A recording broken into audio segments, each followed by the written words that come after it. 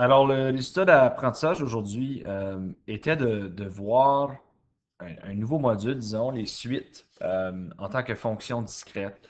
Fait que c'est pas nécessairement tout nouveau. C'est beaucoup un mélange de choses que vous avez déjà vues dans le passé, mais c'est peut-être expliqué d'une différente façon. Mais ça ressemble beaucoup à ce qu'on a fait, juste des conventions qui sont différentes. Puis encore une fois, l'idée d'une suite, c'est un pattern. Donc, on essaie de voir un pattern dans une suite de nombres. Alors, pour commencer, on a juste à regarder à trouver les premiers termes généraux d'une suite. Donc, on dit soit la formule du terme général t de n. Donc là, remarquez que c'est différent d'une fonction. Une fonction, ça serait t de n comme ceci. Donc, quand on parle d'une suite, tu as t avec n qui était le nombre du terme. Donc, à quel terme est-ce que je suis rendu dans cette suite-là? Donc, le premier terme, deuxième terme, troisième terme, etc. N fait partie des ensembles des nombres naturels. Donc, n doit être un nombre naturel. Donc, 1, 2, 3, 4, 5, etc. Alors, dans cette situation ici, c'est tout simplement de voir les conventions, de se dire, OK, si j'ai la suite t de n qui est 3n au carré moins 1, je veux les trois premiers termes. Donc, c'est aussi simple que remplacer ton n par le terme que tu veux. Donc, le premier terme, ce serait t de 1. Donc, ce serait 3 fois 1 au carré moins 1. Évidemment, on n'oublie pas pas de masse dans ce cas ici, qui serait 2. T2, ce serait 3 fois 2 au carré moins 1. Donc, mon T2 serait 11. Et T3, ce serait 3 fois 3 au carré moins 1, qui serait 26.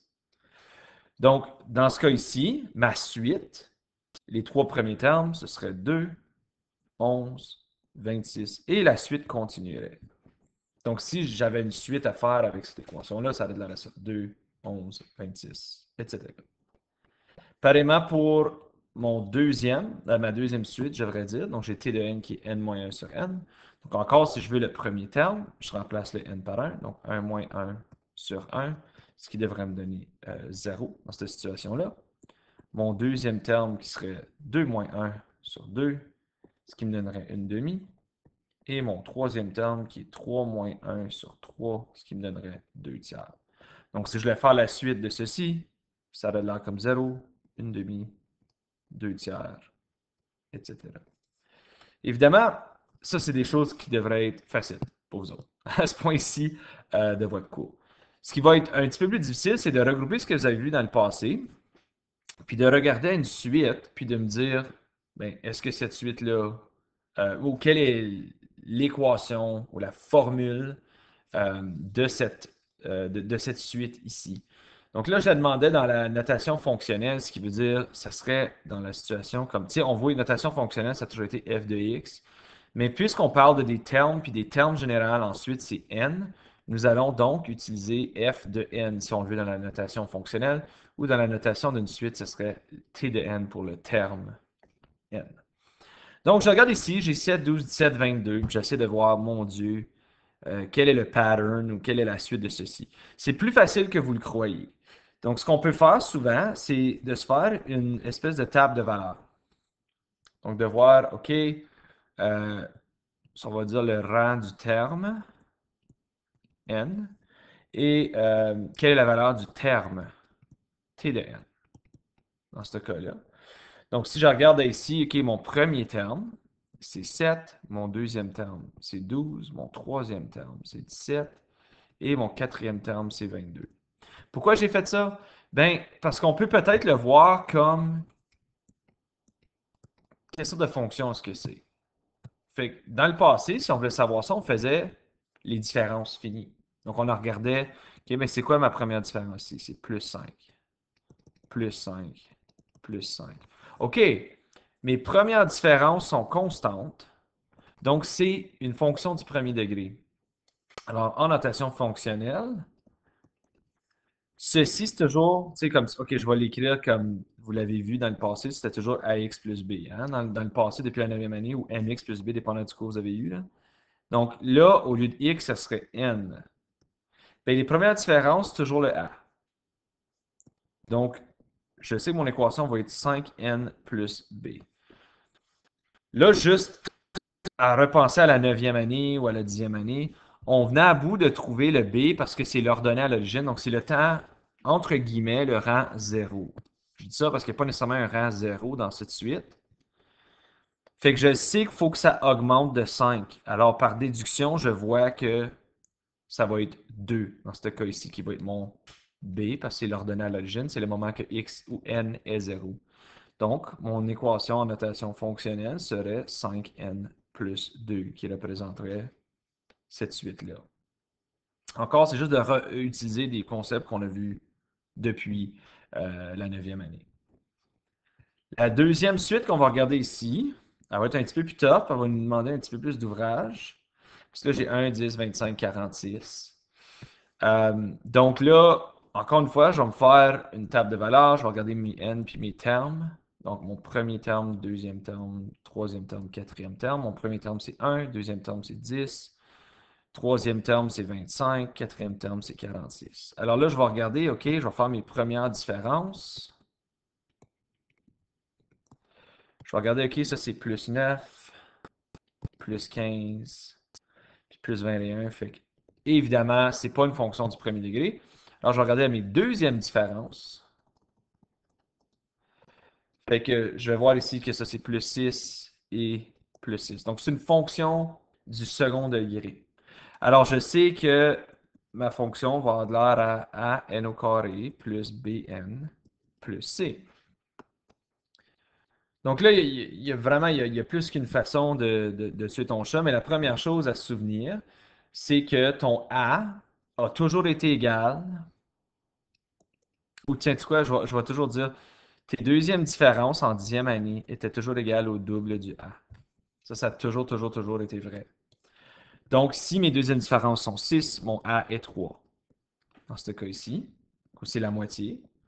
Donc, j'ai 3n au carré plus bn plus c. Là, il y en a qui vont dire, monsieur, moi, je vais user à rebours, puis je vais aller trouver c'est quoi mon C à cause c'est l'ordonnée à l'origine, puis tu peux faire ça. Mais c'est pas toujours évident, on te donne pas toujours les premiers 4 termes, on pourrait te dire, je te donne le terme 10 à 15, puis là, tu vas faire à rebours pour longtemps. Là. Fait qu'on va revoir une stratégie que vous avez vue en 10e année, euh, qui vous servait pour déterminer l'équation, parce que j'ai deux variables inconnues. Donc, ce que tu dois faire en premier, c'est que tu dois créer deux systèmes d'équations que tu vas résoudre en utilisant des coordonnées dans la table de valeurs pour trouver ton B et ton C. Donc, je vais regarder ma table de valeurs. Moi, je vais choisir cette coordonnée-là et cette coordonnée-là. Donc, tu les remplaces dans ton équation. Donc, c'est pour la coordonnée 1, 1. Je vais remplacer mon n par 1 et mon t de n par 1. Right? Excuse-moi, mon f de n dans ce cas ici. So, je vais avoir 1 égale 3 fois 1 au carré plus b fois 1 plus c. So, ça va être une de mes équations qui va tout simplement être, dans ce cas ici, si je regarde, j'ai 1 égale 3 plus oh boy, b plus c. Puis, tandis que j'ai déjà mon 1, je peux bien envoyer mon 3 de l'autre côté, ce qui me donnerait moins 2 égale b plus c. OK? Donc là, j'ai isolé mes deux variables inconnues. J'ai que moins 2 est égal à b plus c. C'est un système d'équations que je viens une équation que je viens de créer. So, peu importe qu'est-ce qui est b ou c, quand je les additionne, la réponse doit être négative 2. Parce que quand que n est 1, f de n doit être 1 aussi. Là, je vais faire la deuxième coordonnée, qui était 2, 10. Quand n est 2, f de n doit être 10. Là, j'aurais 10 égale 3 fois 2 au carré, plus b fois 2, plus c. Donc là, ça devrait me donner que 10 est égal à, donc là, 3 fois 4 qui va être 12, plus 2b plus c. Là encore, je peux isoler, hein, je veux savoir mes inconnus. Donc, je vais envoyer mon 12 de l'autre côté qui va me donner moins 2 égale 2b plus c. Donc, juste, dans le passé, hein, on appelle ça ici, mettons l'équation 1, l'équation 2. Donc, dans mon système d'équations, j'ai vraiment pas grand-chose à faire.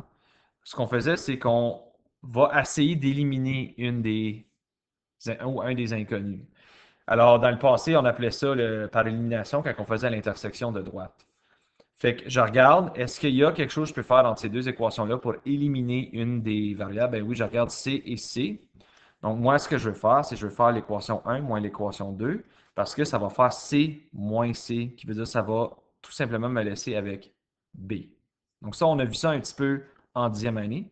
Alors, je mets ma première équation, moins 2 égale B plus C, et je vais la soustraire de moins 2 égale 2B plus C. Fait que là, je regarde en début, j'ai moins 2 moins négatif 2. Donc, ça va donner moins 2 plus 2 qui est 0. Ensuite, j'ai B moins 2B qui va être négatif B. Et C moins C qui est 0 qui est exactement ce que je voulais. Donc, ça me donne que 0 est négatif B. Alors, B est 0. Comme ça ne change rien le signe. So, dans mon équation, B est 0. Alors là, je peux utiliser n'importe laquelle de ces équations-là pour trouver mon C, dans ce cas ici. Parce que B est 0. Tu fais juste le substituer. Moi, je vais prendre l'équation 1, que j'avais moins 2 égale B plus C. Bien là, B est 0. Je le remplace dans l'équation. Ça me donne donc moins 2 et C. Alors, si je veux écrire dans sa notation fonctionnelle la formule de cette suite, mon A était 3, mon B est 0 et mon C est moins 2. Alors, ma notation fonctionnelle, c'est 3 au carré moins 2. Ça, c'est la formule de cette suite ici. On a aussi vu en classe des définitions. Donc, on a vu qu'une fonction peut être à la fois continue ou discrète. Puis ça, c'est un petit peu abstrait comme concept, mais une fonction continue, c'est que tes nombres réels vont donner des nombres réels dans la représentation graphique. So, il n'y aura pas de discontinuité, ça ne va pas arrêter. Comme tu vas pouvoir continuellement avoir des nombres réels comme réponse. Fait que ça ne fait pas juste faire comme des trous, là. So, exemple, dans un graphique, ça a l'air à comme ça ici. OK? So, il n'y a jamais d'arrêt entre n'importe quoi dans la courbe.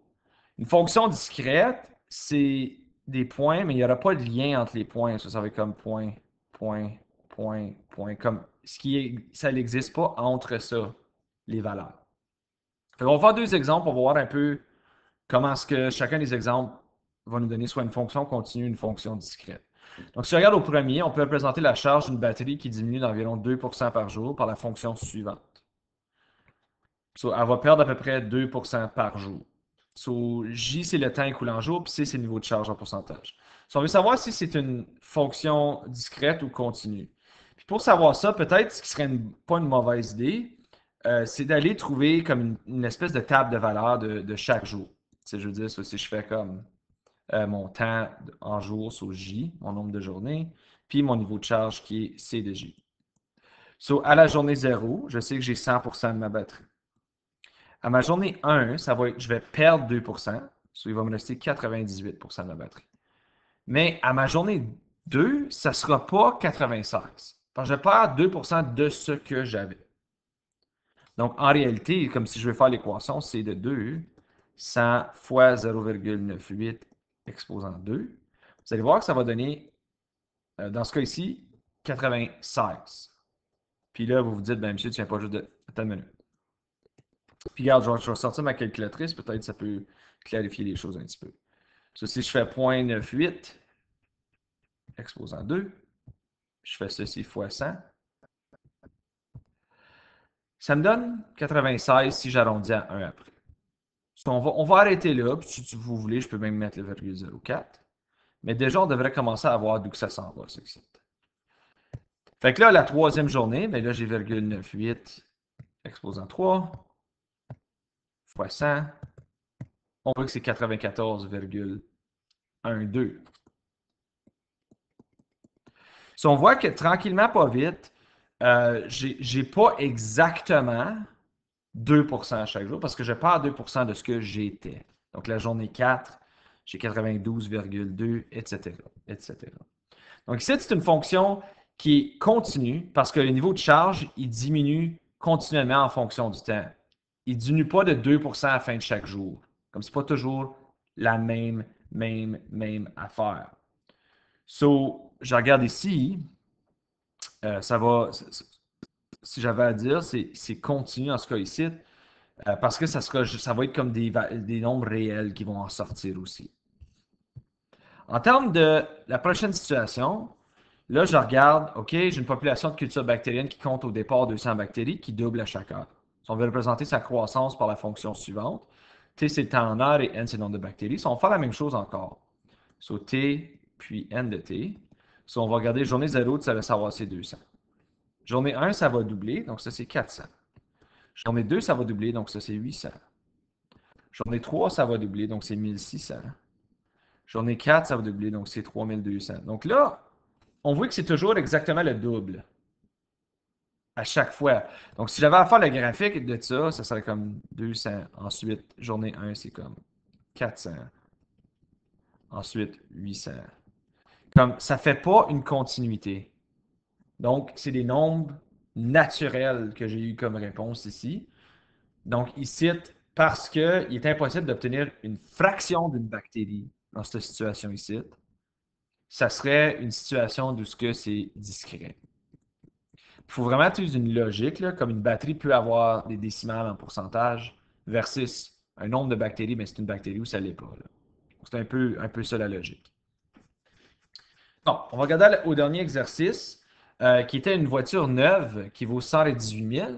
Puis un peu comme, tu sais, on a vu des exemples comme ça, mais c'est un peu différent, puis c'est plus réaliste dans cette situation-là. Parce que quand tu vas acheter une voiture neuve, dans la première année, elle va perdre le plus grand nombre de sa valeur. Et par la suite, elle va perdre un petit peu moins à chaque année en valeur. Donc, je regarde une voiture neuve qui vaut 118 000, elle va déprécier de 15 la première année. Puis après ça, elle va déprécier de 4 à chaque année par la suite. Fait que si je veux savoir la valeur de la voiture au cours des 3 premières années, et ensuite je vais exprimer ça sous la forme d'une suite, il faudrait que je trouve combien que ça vaut à chaque année. So, on va commencer avec la première année. So, ça vaut 118 000, mais ça va perdre 15 Donc là, on n'oublie pas, quand on multiplie, c'est plus facile de dire, si je suis en train de déprécier, qu'est-ce que je vais garder? Donc, si je perds 15 ça veut dire que je garde 85 Donc, 118 fois 0,5, ça devrait te donner, ben, on va prendre une calculatrice.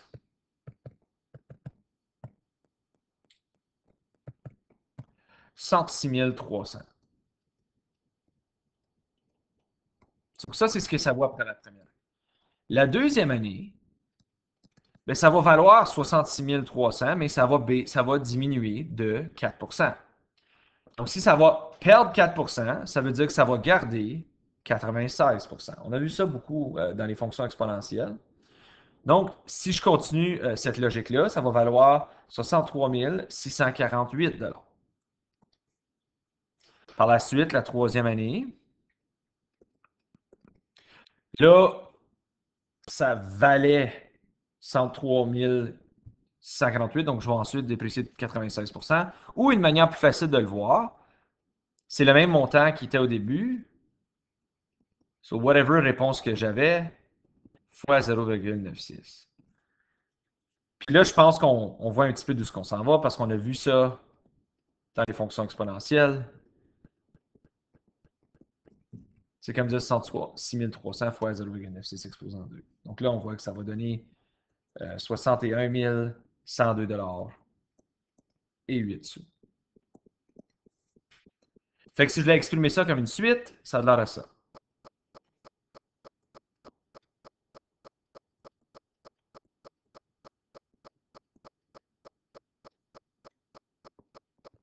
Donc j'ai mis 3 petits points parce que ça continue en principe jusqu'à l'infini.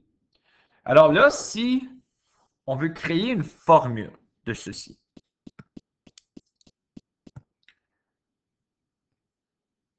donc là, il ne faut pas oublier, la notation de suite, c'est T de N. Donc, N étant le nombre de termes. Alors, ça, c'est mon T1, ça, c'est mon T2, ça, c'est mon T3. Il y a sûrement plusieurs d'entre vous, vous avez vu, c'est une fonction exponentielle. Hein, on le voyait ici. Donc, vous savez que c'est... Là, je vais juste l'écrire de même, tu n'as pas besoin de comme t'écrire ça à chaque fois. Là. Vous savez que c'est une fonction exponentielle. Donc, le A, c'était toujours ma valeur initiale. So, tiens, je mets mon A ici. Ma valeur initiale, ben, c'était 66 300 dans mes calculs. Regardez ici, pour ma suite. Puis mon facteur, ben, c'est que je multiplie par 0,96 à chaque fois. Alors ma suite devrait avoir de l'air à 66 300 hein, fois 0,96. Mais là, c'est d'où ça vient un petit peu différent. Parce qu'on veut dire exposant n. Mais quand n est 1, il faut que ça donne 106 300. Right? Le premier terme. Mais si je remplace n par 1 ici, ça va donner ce terme-là. Je vais faire 0,96 exposant 1 fois 106 300 qui va donner 103 648. Excuse, je ne le voyais pas là. Donc, il faudrait que quand que mon terme est 1, l'exposant soit 0 pour que ça me donne ma valeur initiale. Parce qu'exposant 0, ça donne 1 comme réponse ici. Donc, pour assurer ça, je dois enlever 1 de mon exposant. Pour assurer que mon terme respecte la réponse que je cherche dans ma suite. Donc, si je regarde ici, le premier terme, so quand n est 1, je veux que la réponse soit 106 300, pardon. Bien, ça va me donner terme 1, 106 300 fois 0,96 exposant 1 moins 1, qui est 0.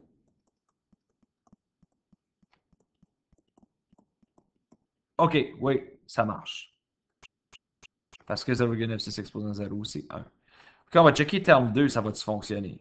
So, j'ai 106 300 fois 0,96 exposant 2 moins 1. Ça me donne 106 300 fois 0,96 exposant 1, qui est exactement ça. Donc oui, ça fonctionne. Je l'avais calculé ici d'ailleurs. Là, vous vous posez sûrement des questions. What about le 118 000? Bien, notre suite, c'est pour déterminer la valeur de la voiture à la fin de chaque année, à partir de la première année. Donc, le 118 000 n'a pas besoin d'être présent dans notre suite. Parce qu'il n'y a pas de T0 dans notre suite. Là. Il y a un T1, T2, T3. Fait que notre suite représente uniquement la valeur de la voiture après chaque année. Sachant, nous, on le sait qu'elle valait originalement 118 000. Donc, tu n'as pas besoin de l'inclure. C'est pour ça que c'est important de voir chaque année qu'est-ce qui arrive comme valeur. Puis on voit que OK, le 106 300 va revenir à chaque année dans la multiplication. Et en dernier, on regarde la valeur de la voiture à la fin de la 20e année. Donc là, c'est aussi simple que plugger une fois que tu as ta formule. Donc ça va être T20 sous 106 300 fois 0,96 exposant 20 moins 1. Donc ça va être 106 300 fois 0,96 exposant 19. Là, tu as peut-être juste un rappel de comment est-ce qu'on punch ça dans notre calque pour pas faire d'erreur. So, tu fais ton 0,96, tu fais exposant 19 en premier. Et cette réponse-là fois 66 300. Ce qui donne 30 525 et 119. Sur 30 000, oh, j'ai oublié un petit peu, là. 525 et 119 $. Et voilà, 119, pardon. Alors, ceci met fin à la leçon d'aujourd'hui. Si jamais vous avez des questions, n'hésitez pas à communiquer avec moi.